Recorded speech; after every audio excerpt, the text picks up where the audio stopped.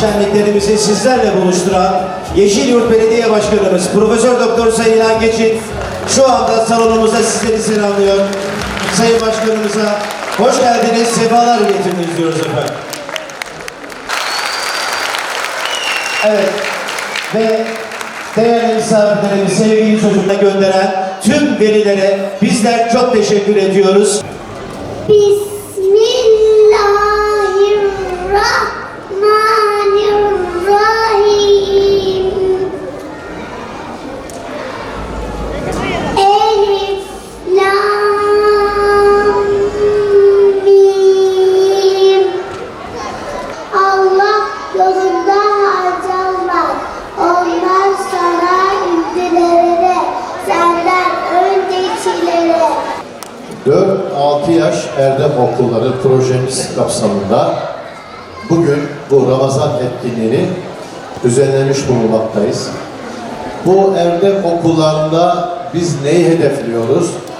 Öncelikli olarak çocuklarımıza nezaketli davranmayı, saygılı olmayı, hem kendi aralarındaki ilişkilerde saygılı olmayı, hem de büyüklerine, annelerine, babalarına, aile büyüklerine, dedelerine, büyük annelerine karşı saygılı olmayı, adamı muaşereti ve empati gibi, yani kendisini başkasının yerine koyarak düşünme ve davranma gibi bir takım davranış modelleri kazandırmaya çalışıyoruz. Bunun dışında neleri hedefliyoruz? Bu Erdem Okulları projesinde aynı zamanda milli ve manevi kültürel değerlerimizi çocuklarımıza tanıtmayı hedefliyoruz. Bu bizim için çok önemli bir proje. Yani ben bu akşam burada gerçekten çocukları demin sahnede görünce o minik yavrularımızı çok mutlu oldum ve duygulandım. Yani bunun maddi bir değeri olamaz. Tamam, belediyeler yol yapmak, şehrin temizliğini, hijyenini sağlamak, işte altyapı, üst yapı yatırımları yapmak, park yapmak gibi mükellefiyetleri olan kurumlar. Ama bu yapmış olduğumuz etkinlik, yani Yeşilyurt Belediyesi'nin Malatya Müftülüğü'yle beraber birlikte yapmış olduğu etkinlik, İnanın onları açtı gibi benim şu an duygu ve düşünce dünyamda.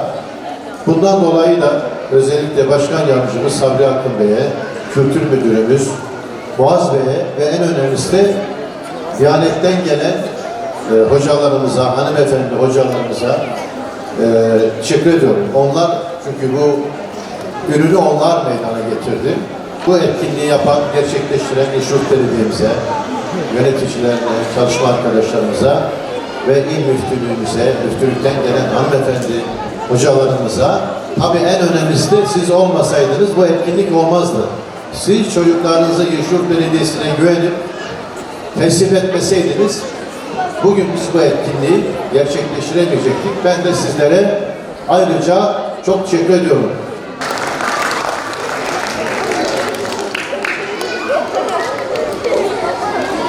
Mukadder Suna,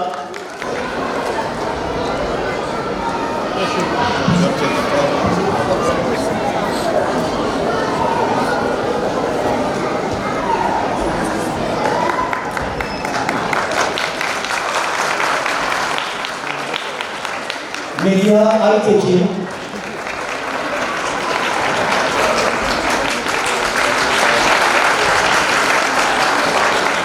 Buradayız başkanım. Nazire Çay,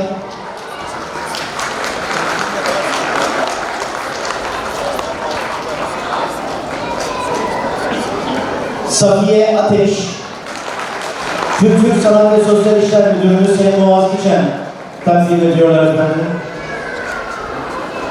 Zahide İpek Narinç ve Fadime İnan. Kabe'de hacıları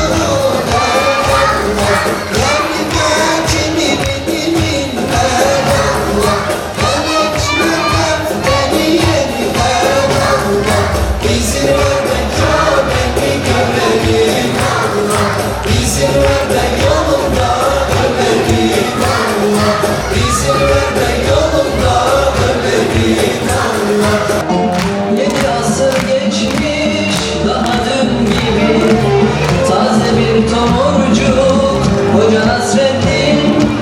Sanki bir yerlerde gördüğüm gibi, içimde sımsıcak Hoca Nasreddin. Şarkıda bir nakarat var. Onu burada hep birlikte söylemenizi istiyorum ve bunu unutmamanızı istiyorum sevgili çocuklar, tamam mı? İçimde sımsıcak Hoca Nasreddin. Sanki bir yerlerde gördüğüm gibi, içimde sımsıcak Hoca Nasreddin. Hoca Nasreddin, Hoca Nasreddin, Hoca Nasreddin, Hoca Nasreddin. İçimde sımsıcak Hoca Nasreddin. İçimde sımsıcak Hoca Nasreddin. Gün yoktur ki onun adı geçmesin.